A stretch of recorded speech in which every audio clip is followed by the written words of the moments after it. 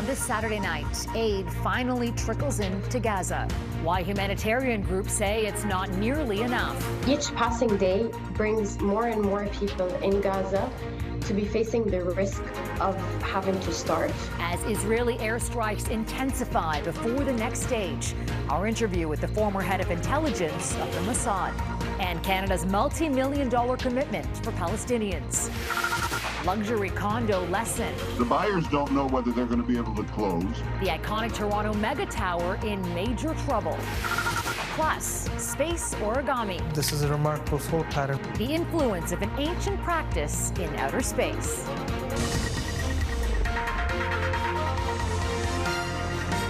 Global National with Farah Nasser.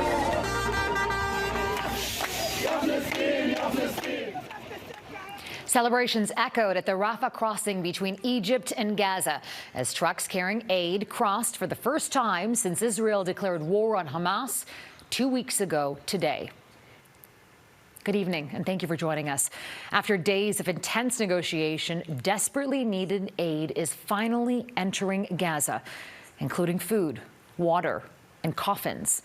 But it's not nearly enough, according to aid groups, with only 23 trucks making it through today.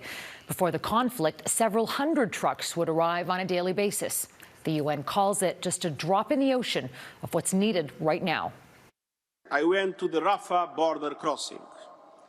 There I saw a paradox, a humanitarian catastrophe playing out in real time. On the one hand, I saw hundreds of trucks teeming with food and other essential supplies. On the other hand, we know that just across the border there are 2 million people without water, food, fuel, electricity and medicine. Children, mothers, the elderly, the sick. Full trucks on one side, empty stomachs on the other. And tonight, the Israeli Defense Forces are warning that the military is now intensifying its airstrikes on Gaza before what it calls the next stage of the war. With attacks increasing, supplies running out, and nowhere to go, people in Gaza are beyond desperation. Crystal Goomansingh begins our coverage from Jerusalem tonight. Crystal. For a World Food Program representative who spoke with Global News says what aid did manage to get into Gaza today is not nearly enough, saying people need food and water every day and that right now hundreds of thousands are on the brink of starvation. For 2 weeks, Israel has pounded Gaza from the air. We are asking for you guys as the Canadian government to help us and hear us and take us out of Gaza and help us be safe. The sound of explosions could be heard as Global News spoke with Shatha Koraz, underscoring the desperate situation she and her family are trying to survive. This is my mother, this is my sister, my brother and my other sister. We are all holders of the Canadian passport. Me and my siblings were all born in Canada, and my mom has the Canadian citizenship. Koraz and her relatives are with many other foreign nationals at the border crossing to Egypt, hoping to escape. All crossings were closed after Israel declared war on Hamas, which governs the enclave following the deadly incursion by militants October 7th. There's no water, no electricity, not anything. The United Nations estimates 1.6 million people in Gaza are in critical need of humanitarian aid. Saturday morning saw the first deliveries of food, water and medicine in nearly 2 weeks. The World Food Program says in order to avert a catastrophe, they need continuous access. Each passing day brings more and more people in Gaza to be facing the risk of having to starve. And it's not just about the food, it's also about the water. And it's about the medicine, and it's about all these essential needs. Palestinians and Israeli civilians are equal, and both must be protected. They deserve to live in peace and security, with dignity and without fear. Unlike the United States, Canada was invited to a peace summit hosted by Egypt. The Foreign Affairs Minister announced more funding to support humanitarian efforts for those trapped in Gaza. But there was no mention about helping them get out. As of right now, we are waiting for our death time. We are always scared, bombs dropping here and there. Whenever Global News is able to connect with someone in Gaza, they all share similar fears, and many ask the same question: who is going to help them? Farah? Crystal Goomansingh in Jerusalem tonight. Thank you, Crystal. Now, there are also worries for the hundreds of hostages taken by Hamas, whose fates remain unknown. Now, there was a glimmer of hope on Friday after the armed group released an American mother and daughter abducted during their initial attack, but many other families are still desperate to know more about their missing loved ones. Mike Drolet reports. As Hamas was in the process of handing over 2 American hostages to the Red Cross, their family was still very much in the dark. They had heard rumors, which were only confirmed when they saw pictures on the news. I've been glued to the TV for 2 weeks, hoping for any good news. Finally it came. Judith and Natalie Renan were brought to an Israeli base for medical clearance. Once that's done, their family is hoping they'll be able to return to Chicago for Natalie's 18th birthday. A celebration her brother says will likely be muted. There are still hostages, Israeli hostages, American hostages, hostages from all over the world, and we care just as deeply about those families as we do our own, because we know the pain of what's happened. Around 200 hostages were taken during the Hamas raid 2 weeks ago. That peace is possible, and you know that already. Vivian Silver, a peace activist from Winnipeg who would often bring sick Palestinian children to Israeli hospitals, and Toronto-raised Judy Weinstein are the only Canadians believed to be among the hostages. Their families, like so many others, remain desperate for information. The Wenkerts from Israel, for one, only learned of 22-year-old Omer's abduction when Hamas released this chilling video. Since then, nothing. And while the release of the first 2 hostages has given them hope for their son's release, they're still as confused as they are desperate. The war is only going to stop when all the kidnaps are coming home. Former NBC Middle East correspondent Martin Fletcher is related to the 2 released Americans through his wife. He's reported extensively on Hamas and worries the remaining hostages will be used as human shields. But adds Hamas has a history of agreeing to prisoner swaps. One thing I'm pretty sure of is in this area of the world, nobody does something for nothing. And the hostages are Hamas's last and best bargaining chip. Mike Drolet, Global News. As Mike just mentioned, the families and friends of these hostages are still in limbo. We're joined now by Mercedes Stevenson in Ottawa. Mercedes, you spoke with a hostage negotiator with the FBI with what could have gone on behind the scenes. What did you learn? Yeah, Farah, Phil Andrew was a negotiator with the FBI for years. He worked to get hostages out of the custody of terror groups. He is very familiar with this kind of situation.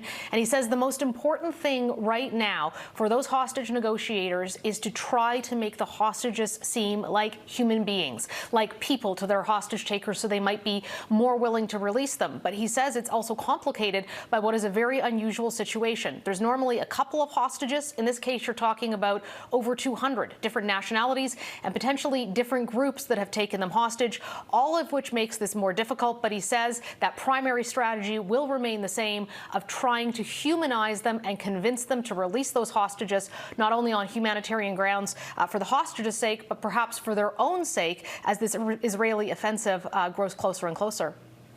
And, you know, the hostages now have been in Hamas custody for 2 weeks. Do we have any idea of what they're going through? Yeah, Phil Andrew says it's a really critical time for these hostages' mental health, because they've been so severely traumatized and now they have been in custody for an extended period of time. This is what he told me. Well, the hostages that I have debriefed that have come out, and one, this is the painful traumatic experience in which they were taken is probably not something they've been able to even process. And now that we're weeks into this is where the post-traumatic stress starts to reveal itself. So we're at a very critical time. So the pressure really amping up here, Farah, whether it's from the airstrikes or that imminent potential Israeli incursion or the international pressure to do something about the humanitarian situation in Gaza. No question that those hostages just want out no matter what the reason. So much at play. Okay, thank you so much, Mercedes Stevenson in Ottawa. And you can watch Mercedes' full interview with Phil Andrew tomorrow on the West Block right here on Global. Thousands of people around the world, including here in Canada, held rallies in solidarity with Palestinians today, calling for an end to the Gaza conflict. This is genocide! This is genocide! Hundreds gathered outside Toronto's U.S. consulate, calling for freedom for Palestine, displaying signs with messages including "Solidarity has no borders." Demonstrators also gathered at Winnipeg's Memorial Park, where they briefly clashed with Israeli supporters.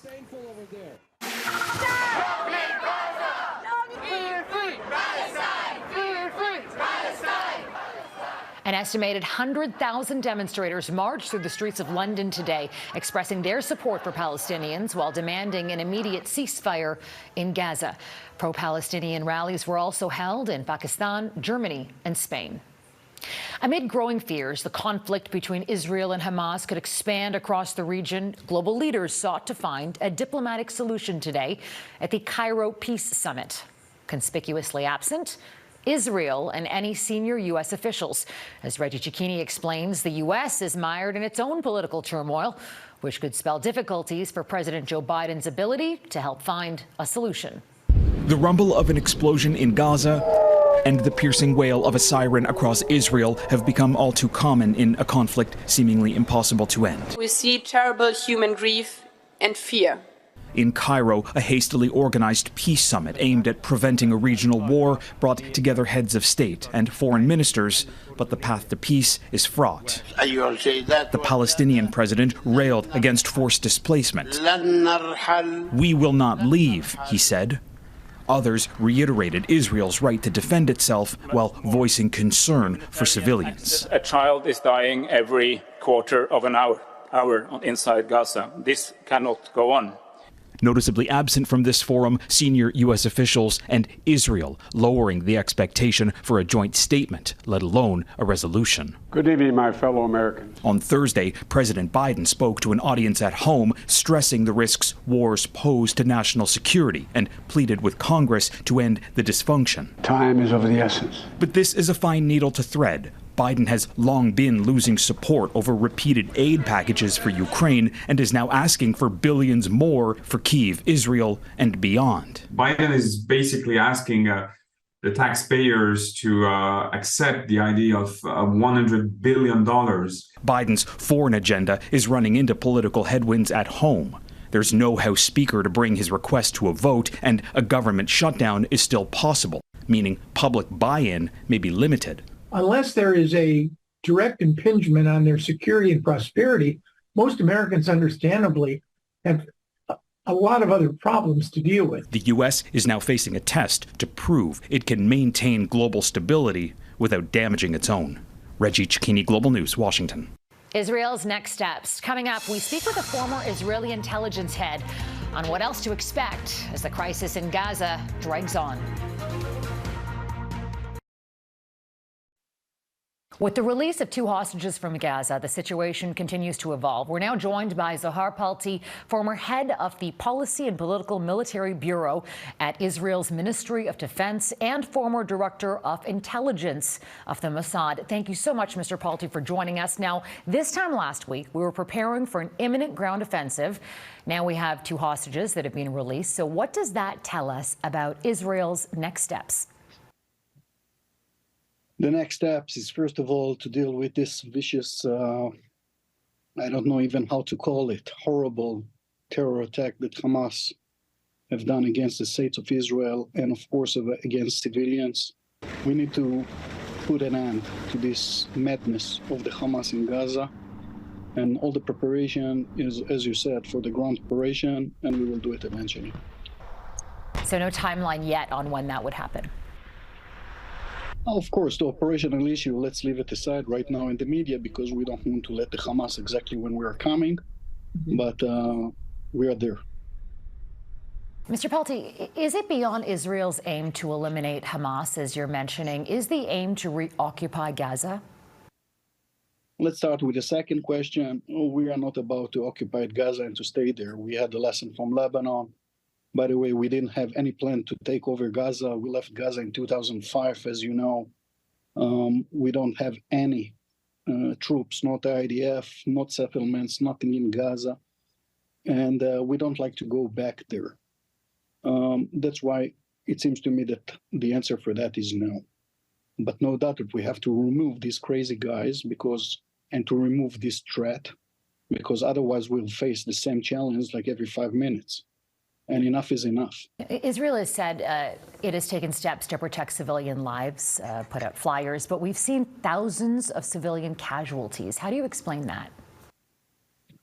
First of all, before thousands of civilian casualties, we are right now speaking with the populations in the last few days, and it's a process to let them and let's say that most of the population, the Gazan population, we leave the areas where we are about to get in.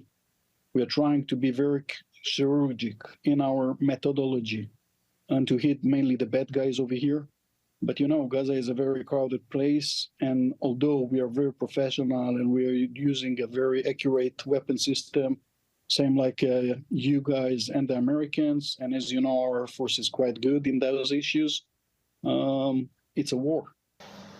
And we will try to diminish as much as we can the civilian casualties, but we will be very determined in order to remove this threat of the Hamas. Okay, I will leave it at that. I really thank you for your time, Mr. Zohair Palti, former Director of Intelligence for the Mossad. Thanks for the conversation. Thank you so much. Really appreciate it. All the best. Bye-bye. Tower of trouble ahead, the debt in disarray of what was supposed to be one of Canada's tallest residential buildings.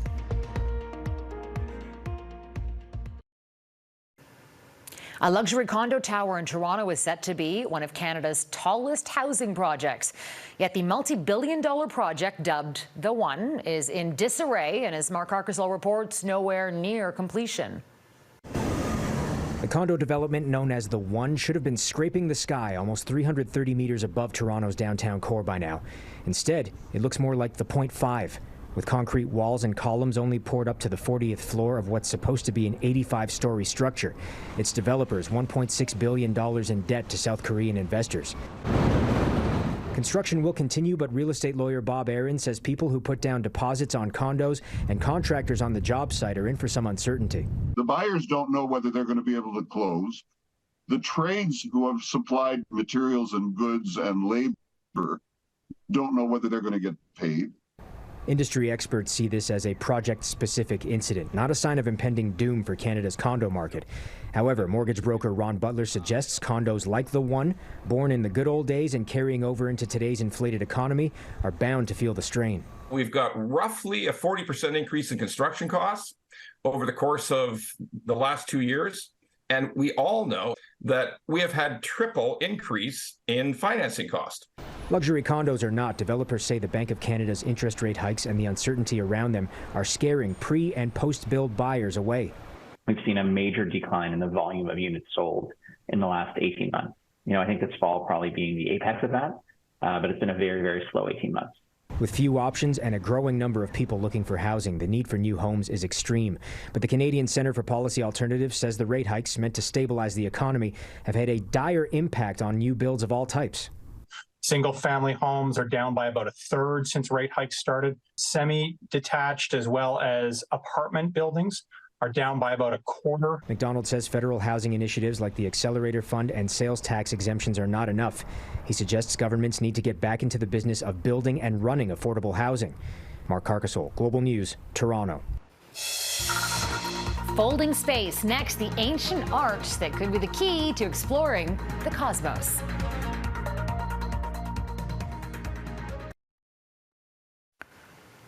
As scientists work to study planets outside our solar system, they've been looking for alternative solutions to solve problems of weight and volume. Eric Sorensen looks at how an ancient art could help us see more in space. It looks like something in art class, but centuries-old origami is being transformed into state-of-the-art space technology. This is a remarkable fold pattern because even if I fold only in one direction, the other direction folds automatically. Canadian aerospace engineer Manan Arya has found the properties in traditional folding art are ideal for a large, lightweight structure in space, a star shade, to combat light pollution from trillions and trillions of stars that obscure what we can see deep in the universe. A star shade is a mechanism by which we can block out the light of a star so we can observe faint planets that are orbiting that star. Scientists say that star shade needs to be about the size of a baseball diamond, with petals that allow an accompanying telescope to get a clear look at exoplanets. And the shade blocks out exactly the light of the star while letting the light of the planet pass by the side of the shade. But to get something that big into space, that's where origami comes in, as Arya and his team fold and refold and perfect a daisy-shaped star shade. Origami teaches us how to fold very large, thin sheets into very small spaces, and that's exactly what space engineers need. NASA has already succeeded with foldable technology. Packed inside this spacecraft was the James Webb Telescope that was unfolded perfectly in deep space and is sending back remarkable new images of the universe. Imagine the distant worlds in even more detail with star shade, technology based on origami. Eric Sorensen, Global News. To learn more about the role of origami in space, watch Eric's full report on the new reality Saturday at 7 on Global. And that's Global National for this Saturday night. I'm Farah Nasser, and on behalf of our whole crew here, I want to thank you so much for spending part of your evening with us. Tonight's Your Canada is the east point of Saturna Island, British Columbia. We love seeing your Canada, so please keep emailing us your photos to viewers@globalnational.com. Until tomorrow, take care of yourselves and take care of each other. Good night.